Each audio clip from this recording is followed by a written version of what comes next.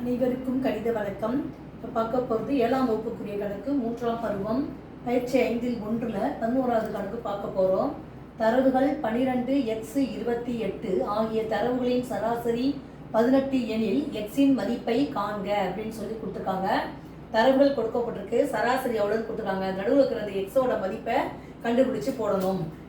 ஆக்சுவலாக சராசரினாவே என்ன பண்ணுவோம், அந்த 3ஐயும் கூட்டி 3ஆல் வகுக்கிறோம், அப்போ தான் சராசரி. அப்போ 12 + x + 28 டிவைடட் பை எத்தனை எண்ணிக்கை இருக்கோ அத்தனை எண்ணிக்கையை கூட்டி அதே எண்ணால் வகுக்கணும், அதான் சராசரி. இப்போ 3 எண்கள் இருக்கிறதுனால 3ஐயும் கூட்டி 3ஆல் வகுக்கிறோம்.